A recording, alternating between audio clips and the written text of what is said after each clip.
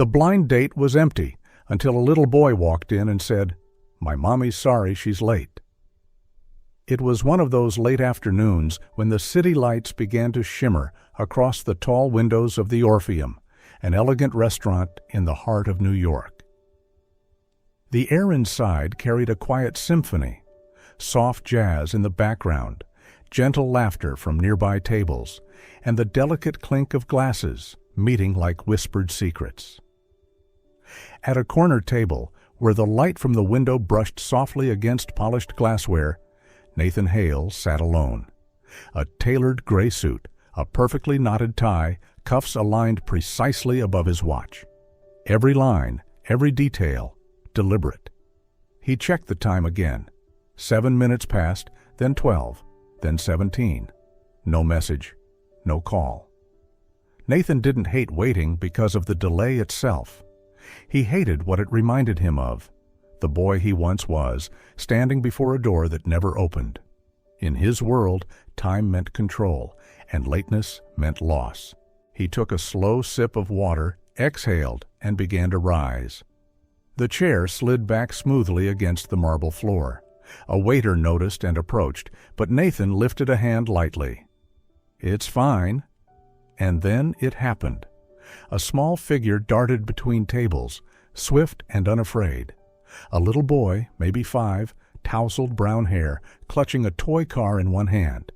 He ran straight toward Nathan, cheeks flushed pink from the cold, his voice breathless but determined.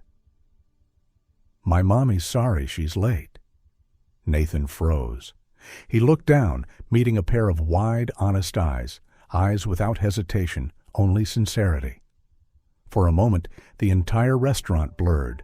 The ticking watch, the background music, the rhythm of order, all fell silent.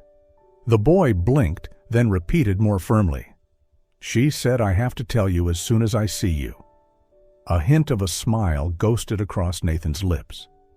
He leaned slightly forward and asked softly, "Where's your mommy?" The boy pointed toward the entrance, where a woman hurried in, her coat fluttering behind her. Elena Brooks. He didn't know her name yet, but something about her, the rush, the warmth, the unguarded sincerity, seemed to brighten the room. Nathan slowly sat back down, his gaze still following the little boy who stood beside him, clutching the tiny car like it meant the world. And somewhere deep inside him, something shifted, a quiet stirring of a feeling he hadn't allowed himself to feel for years, the sense that someone really came. She moved quickly between the rows of tables, her coat slightly crooked, breath uneven as if she'd raced across half the city. Elena Brooks, brown hair pulled into a loose tie, a few strands falling across her cheeks. On her wrist, faint marks from her nurse's watch still lingered. She spoke softly. "I'm so sorry. I'm late?" Her voice was warm, a little shaky, yet without a hint of excuse. She knelt beside Leo, straightened his collar, and gently scolded him. "You were supposed to wait by the door." Leo looked up, lips pressed together. "But I wanted to say what you told me. I had to tell him." Nathan stood motionless. The woman before him wasn't like anyone he'd met. Not polished, not rehearsed, just real. Tired eyes, honest hands, and a little boy holding tight to her sleeve. He nodded quietly. "It's all right. I just sat down myself." A small lie, but one that softened the discomfort in her gaze. They took their seats. Nathan waited as she helped Leo climb into a booster chair, every gesture patient and careful. Despite the rush, her movements carried grace, the kind that came from care, not performance. Elena exhaled and said, "There was a man who collapsed by the subway stairs. I couldn't leave until someone called for help." She said it simply, as if saving a stranger was routine. Nathan looked at her. There was no pride in her tone, no performance, just quiet truth. He paused.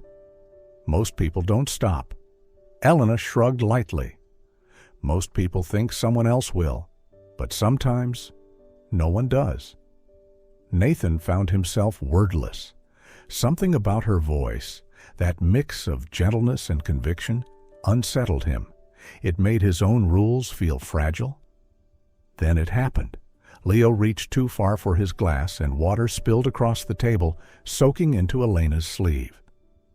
She gasped softly, fumbling for a napkin. "Oh, I'm so sorry, let me—" But Nathan was already on his feet. From the inside pocket of his jacket, he pulled out a neatly folded white handkerchief. He leaned over and dabbed the wet fabric near her wrist. Slow, precise, gentle. Elena froze. For a heartbeat, she thought of pulling back, but she didn't. The act wasn't awkward or forced. It was kind, simple, human. Neither of them spoke. Jazz hummed softly in the background as the light from the chandelier fell across his hands. He folded the cloth again, placed it on the table. Elena smiled, small, sincere. Not many men carry handkerchiefs anymore.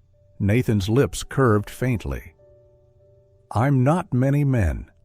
Leo giggled, sensing the ease, though not the meaning. He leaned closer to his mother and whispered, loud enough for Nathan to hear. "I like him, Mommy. He looks like a superhero in a suit." Elena blushed, laughing softly, and Nathan, for the first time in years, truly smiled. After the handkerchief was folded neatly again, silence settled over the table. Nathan looked through his glass, catching the faint reflection of the woman across from him. Not flawless like the women he'd met before, but real, with small lines near her eyes, traces of exhaustion, and the softness of someone who still cared. Elena reached over, brushing Leo's hair with gentle fingers. "Thank you for waiting," she said softly. Nathan replied, eyes still on her hands. "Honestly, I wasn't sure what I was waiting for until you both arrived." The words made her look up. For a brief moment, between the slow jazz and the golden light, their eyes met, not in romance, but in quiet recognition, as if they had met somewhere in another life. The conversation eased into warmth. Elena spoke about the hospital where she worked, the long overnight shifts, the tired smiles she carried home. "Leo thinks ambulances are dragons with sirens," she said, amused. "So every night I leave, he tells me I'm off to fight dragons." Nathan laughed, a deep, genuine sound, the kind he hadn't made in years. "He's got quite the imagination." "Maybe he needs a bit of magic," she said, "to make up for what's missing." For a while, neither of them spoke. Nathan watched Leo play with his toy car, driving it through imaginary hills and cities. Something in that small world made him feel calm. No numbers, no contracts, just breath and presence. When dinner neared its end, Nathan glanced at his watch, but this time not to count the minutes. He only looked, smiled faintly, realizing time was moving, but he wasn't rushing to leave. Elena tilted her head. "You seem to like the quiet." "I'm used to it," he said, "but tonight it feels different, not empty." She smiled. "Because a little boy's been talking non-stop?" He shook his head. "No, because someone made me want to stay." Elena said nothing, only traced the rim of her glass. Leo looked up at that moment, crumbs still on his lips, and asked seriously, "Mister, are you a good guy?" Nathan paused. Elena chuckled, embarrassed. "Sweetheart, you don't ask people that." "But I want to know," Leo insisted. "He helped you. He's good." Nathan was quiet for a beat, then answered gently, "I'm trying to be, Leo." The boy nodded, satisfied with that simple truth. When they left the restaurant, the evening air brushed cool against their faces. Nathan offered, "Can I drive you home?" Elena smiled, shaking her head. "Thank you, but we take the bus. Leo likes waving at people through the window. It's our evening ritual." Nathan stopped on the sidewalk, watching them go. the boy's small hand wrapped around his mother's, the two of them moving together through the streetlights. For the first time in years, Nathan didn't want to go home. He just stood there, watching them disappear into the soft glow of the city, in a moment where time truly stopped. After that dinner, the image of Elena Brooks and her little boy Leo refused to leave Nathan's mind. The nights once filled with numbers and deadlines now felt unbearably quiet. Something about their simplicity made his ordered life seem hollow. One evening, after leaving his office, Nathan passed by the community hospital. From across the street, he saw Elena standing outside, hair tied back, coffee in hand, laughing with a colleague. Her laugh was light, unguarded, and for some reason, it stayed with him. Later that night, he returned to the same street under the excuse of meeting a client nearby. But when he saw her walking out from a long night shift, he didn't speak right away. He just waited. "You still working this late?" she asked, surprised. "I was about to ask you the same," he replied. "Long shift?" 12 hours, she sighed. "But I'm used to it. My son says I can't get tired. Superheroes don't." They both laughed, and for the first time, they walked together down the quiet street. Nathan bought 2 cups of tea from a small corner stand and handed her one. "You don't strike me as a cheap tea kind of man," she teased. "Maybe I'm learning to be." From then on, they met more often, sometimes between her shifts, sometimes on weekend mornings when Elena took Leo to the neighborhood library. She volunteered there, reading picture books to a small circle of children. Her voice was calm, expressive, the kind that held attention without trying. Nathan often sat in the back row, watching her through the golden morning light and wondering when the world had last felt this peaceful. After one of those readings, he approached her. "You have a gift," he said. "I think those kids will remember your voice." "I doubt it," she laughed, "but Leo loves it when I do the silly voices." Then that explains why he laughed the loudest. The following weekend, Nathan arrived at the park with a small paper bag. "For Leo," he said awkwardly. Elena opened it. Inside was a set of old hardcover fairy tales, their corners worn but beautifully preserved, including The Little Engine That Could and Peter Pan. "They're old," Nathan said softly. "But good stories don't expire." Leo hugged the books tightly. "They're mine?" "Yes," Nathan said, "but only if you promise to read them to your mom, too." "I promise," the boy said proudly, making them both laugh. Elena traced her fingers over the book's spine, her voice quiet. "You didn't have to do this." "I know," Nathan said, "but sometimes you just do things because someone makes you want to." After that, they met more, not planned, not arranged, just moments that seemed to fall into place naturally. Nathan brought coffee to the hospital on her night shifts. Other times, they sat in the park while Leo drew scribbles in his sketchbook. No schedules, no expectations, just presence. One night, as they walked side by side, Elena asked softly, "Don't you get tired of trying to control everything?" Nathan paused, thinking.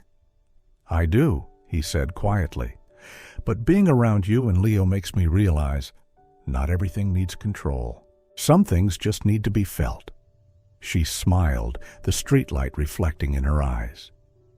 "Then welcome to our world, where things are small, slow, but real." Nathan looked at her, then at Leo skipping ahead, clutching his new book.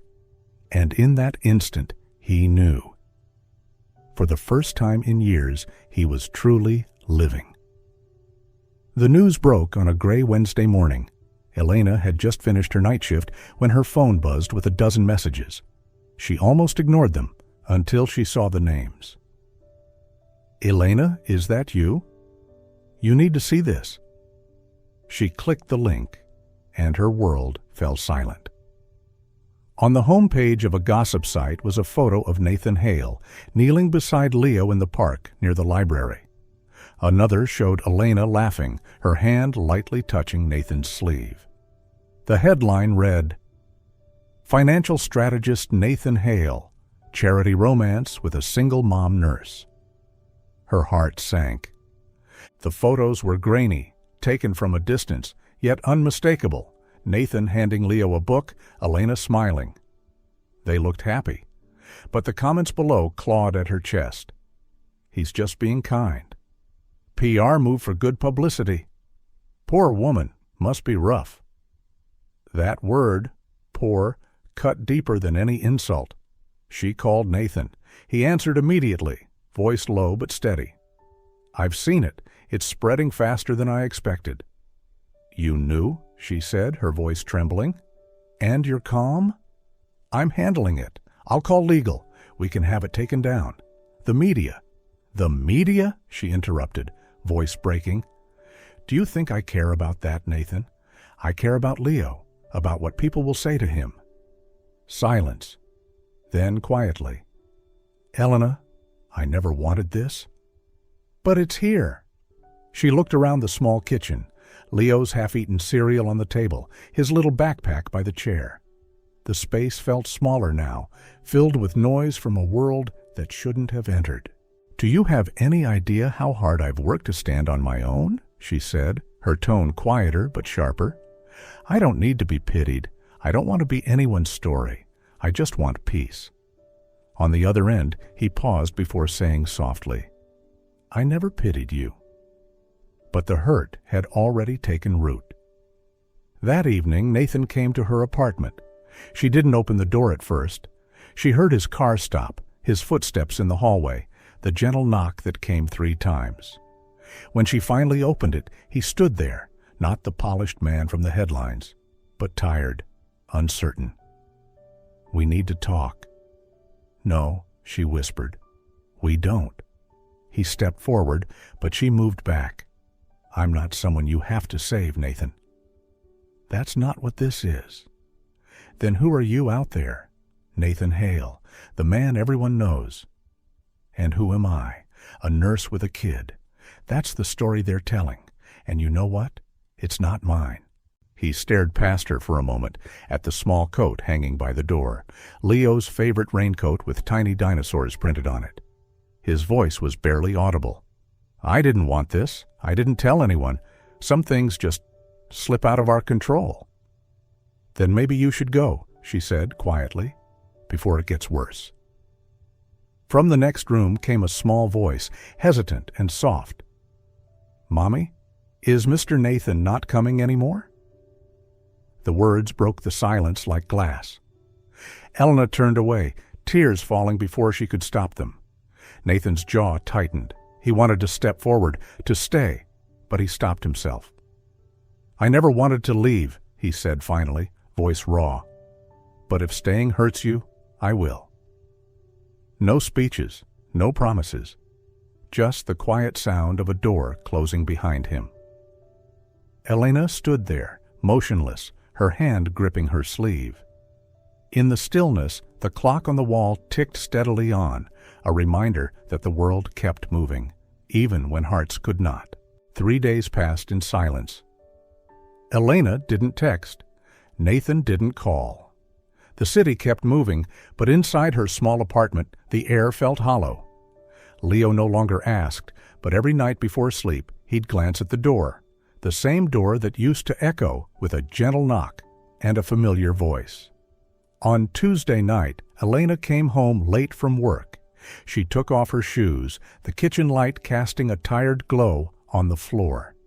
Leo was asleep on the couch, one of the storybooks Nathan had given him still open on his chest. She brushed a hand through his hair, then turned toward the window. It was raining again. And then, a knock. 3 times. Soft, patient. Elena froze. Maybe it was a neighbor, she thought.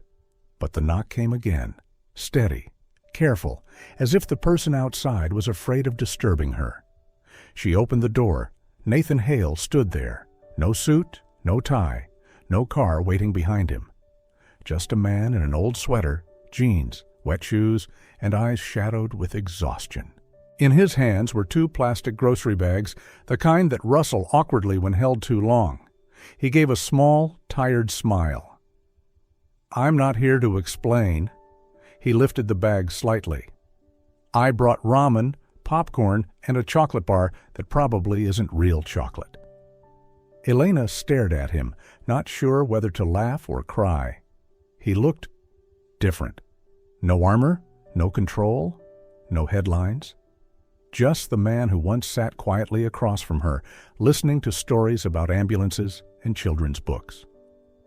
"Why are you here, Nathan?" "To stay," he said softly. "Not as a CEO, not as anyone who saves, just as a man who'd rather sit on this couch than anywhere else." From behind her came a small voice. "Mr. Nathan?" Leo stood at the doorway of his room, hair tousled, clutching a white handkerchief, the same one Nathan had used that first night at the restaurant. He walked up, holding it out. "Mommy washed it. It's yours." Nathan took it carefully, crouched down, and met the boy's eyes. "Thank you, Leo." "Are you staying this time?" the boy asked earnestly. Elena turned away, her hand covering her mouth, but the tears came anyway. Nathan stood, his voice quiet but steady. "I don't care what they write, Elena. I care what you think when I knock on this door. I care about his smile when I show up. I care that you see me, not the man they think I am, just me." She looked at him, eyes glistening.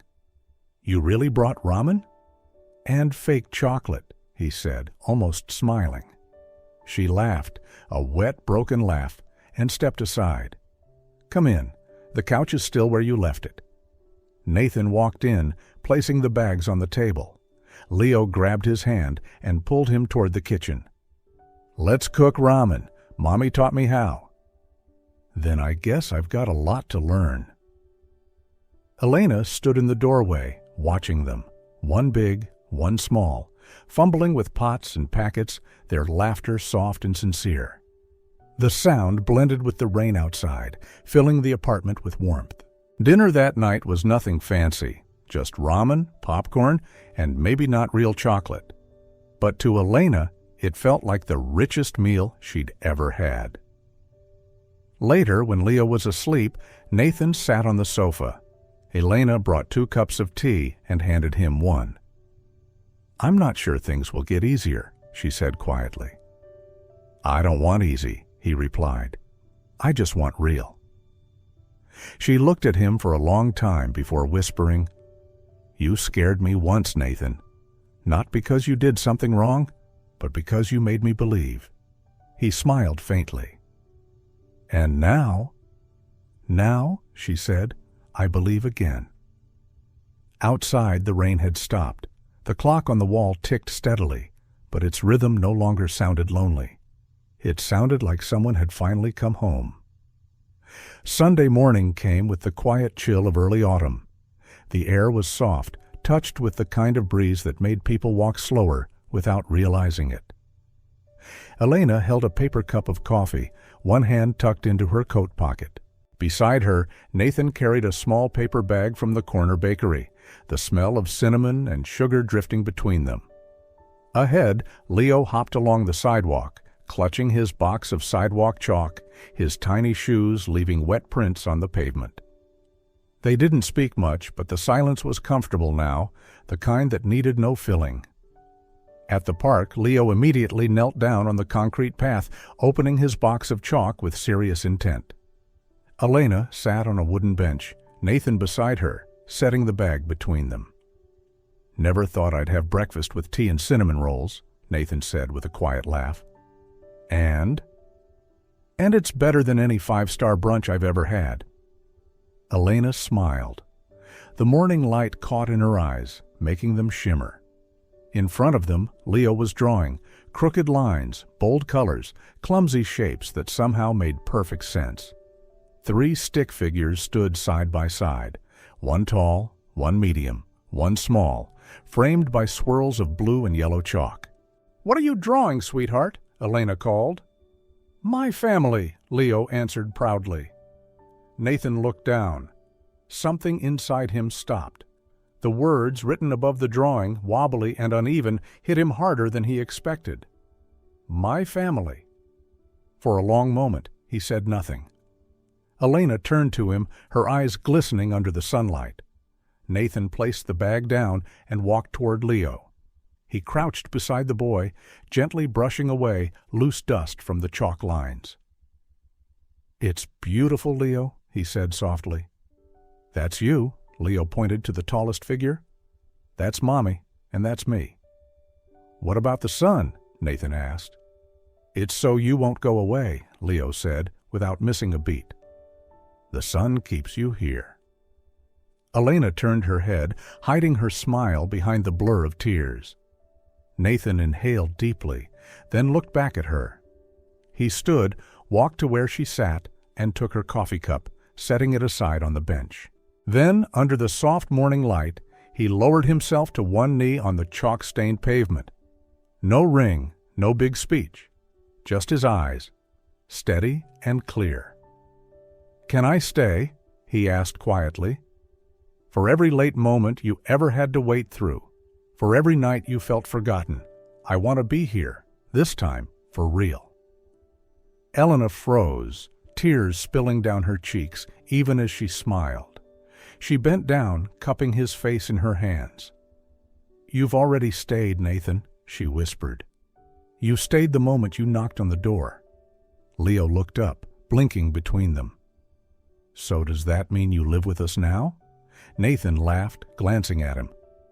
"Only if your mom says yes." "Mommy?" Elena laughed through her tears and nodded. "I think he should stay." Leo cheered, clapping his chalk-stained hands, leaving bursts of color in the air. "Yay! Then we can have pancakes every Saturday." "If you help flip them," Nathan said, still looking at Elena. "I'm really good at flipping," Leo declared. Elena stood and took Nathan's hand. They walked together down the sunlit path, Leo skipping ahead, still clutching a piece of chalk. Behind them, faint drawings stretched along the pavement, crooked, bright, alive. 3 figures, 3 shadows, different but whole. No promises, no plans, just staying. Winter arrived softly, leaving thin breaths of frost on the windows each morning. In their small apartment, life stayed simple, but warmer than ever. Elena woke early for her hospital shifts. Nathan often woke earlier, leaving her a note beside the kettle. "Water's ready. Don't forget your coat." Leo, as always, woke late, hair messy, clutching his pillow as he stumbled to the kitchen, demanding pancakes before his eyes were even open. Life wasn't perfect. Nathan still came home late sometimes. Elena still had days when silence was all she could manage. But every night ended the same way, all 3 together, reading to Leo before bed. One morning in late January, Elena received a message from the neighborhood library where she sometimes volunteered. "We have a surprise for you. You should come by today." She didn't think much of it. By noon, the 3 of them walked to the library. Leo ran ahead, gloved hands waving in the cold air. Nathan followed beside Elena, carrying coffee and a small paper bag of pastries. Inside, the old librarian greeted them with a warm smile. "There's something I want to show you," she said, leading them toward the children's reading corner. Elena stopped short. On the wooden wall above the little shelves, a new plaque gleamed under the soft light.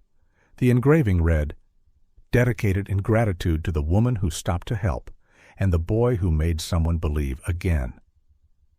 L&M Reading Nook." Elena covered her mouth, eyes flooding.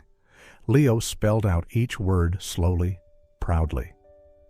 "Mommy, that's us?" "Yes, sweetheart," she whispered. "That's us?" She turned. Nathan stood a few steps away, hands in his coat pockets, eyes calm but full. He didn't need to speak. The quiet between them said everything. "You did this?" she asked softly. "Not did," he said. "Just wanted to leave something for the place that gave me both of you." Elena laughed through her tears. You know, sometimes you sound like a movie character." "Maybe," he said, smiling. "But for the first time in my life, I think I'm living one. And it's real." Leo tugged his sleeve, excited. "Mr. Nathan, my name's on it." "I saw that," Nathan said, ruffling his hair. "But my favorite part is the line about believing again." "You believe now?" "I do," Nathan said gently. "And I won't forget." That afternoon, they sat in the new reading corner, their corner. Nathan read aloud from one of the old fairy tales he'd given Leo months ago. His voice was rough but kind. Elena laughed every time he tripped over a word. Leo sat between them, flipping pages out of order and correcting him loudly. "Not princess, Mr. Nathan. Dragon. Dragons are cooler." "Then dragons it is," Nathan said solemnly. As the golden light slanted through the window, Elena looked up. The sunlight fell across Nathan's face, the same man who once wore a $1,000 watch, but now wore nothing but warmth. "You've changed," she said quietly. "Maybe," he replied, "or maybe I just stopped hiding who I was." Leo leaned against his arm, already half asleep. Nathan tucked the blanket around him, then looked back at Elena. "I used to think happiness meant control," he said softly. "Now I think it just means knowing when to stay." She smiled, reaching for his hand. "Stay," she echoed. "A small word that holds everything." Outside, snow began to fall, slow and bright, like quiet stars drifting through the air. Inside, the warmth lingered, wrapping around them like a promise unspoken. Because some love stories don't end with fireworks or vows. They end, simply, by staying. The following spring came with apple blossoms blooming along the fence of their little home. Life moved in gentle rhythms, quiet, ordinary, but warm. Mornings began with Elena getting ready for her shift, Nathan brewing coffee, and Leo sitting at the kitchen table, sketching with the colored pencils his dad had bought. One evening, Elena came home early. She stopped at the gate, startled. The backyard was strung with fairy lights, a white cloth covered the table, wild daisies in a jar, and an apple pie still warm. Nathan stood in the center, wearing a white shirt, a small velvet box in hand, smiling the kind of smile that made her heart race even after a year together. "What's going on?" she asked, half laughing. "I think," he said, "it's time." Before she could reply, Leo burst out of the house, blue shirt, tiny bow tie, holding a red ring box with both hands. "I'm the ring bearer," he announced proudly. Elena laughed through tears. Nathan dropped to one knee beneath the golden lights, Leo's laughter echoing around them. "I used to think happiness meant control," he said softly. "But you showed me it's just walking beside someone, one day at a time." Elena Brooks. "Will you walk with me? For all the days left?" Elena covered her mouth, tears spilling over. "Yes, Nathan, I will." Leo jumped in triumph. "Mission complete," Nathan laughed, pulling them both close. Under the fading sun, their kiss was quiet, certain, a promise without words. Their wedding came at the end of summer, in their backyard. It wasn't grand, but it was perfect. Close friends, Elena's co-workers, Nathan's old friends, a few neighbors, and Leo in a tiny vest, looking solemn and impossibly proud. When Elena appeared in her simple white dress, Nathan forgot to breathe. She didn't need extravagance. She was the light. The officiant smiled. "Nathan Hale, do you promise to stay, no matter what tomorrow brings?" "I don't have to promise," he said softly. "I already know." Laughter and applause filled the air. Leo stepped forward, handed them the rings, and as they kissed, he shouted, "I'm the witness!" Seasons turned. Autumn arrived with golden leaves drifting down the quiet street. Their days were filled with laughter, burnt pancakes, bedtime stories, and the kind of peace that makes time blur. Then, one cold morning in early winter, Elena placed her hand on her stomach and smiled. "Nathan, I think we're going to have company." He froze, then wrapped her in his arms, laughing through tears. "Looks like I get to be a dad all over again." Leo overheard, running in with wide eyes. "A baby? Really? I'm going to teach her how to draw." 9 months later, on a soft summer morning, sunlight filtered through the hospital blinds. Elena lay tired but glowing, Nathan holding her hand. And then, a cry, small and strong, filled the room. "It's a girl," the doctor said. "A princess," Nathan whispered, voice shaking. "Just like her mom." He held the tiny baby, her hair soft as silk, her hand gripping his finger. Elena watched them, tears slipping silently down her cheeks. Leo stood beside the bed, eyes full of wonder. "She's going to grow up in a house where nobody has to wait anymore, right, Mommy?" Elena nodded through her tears. "That's right, sweetheart, because your dad stayed." Outside, the early summer sun poured golden light across the grass. Inside, 4 lives intertwined, imperfect, real, and whole. Nathan looked at them, the woman who changed him, the boy who made him believe again, and the baby girl who would grow up knowing only love. And he understood, happiness doesn't come from starting over. It comes from staying in the right place, with the right people.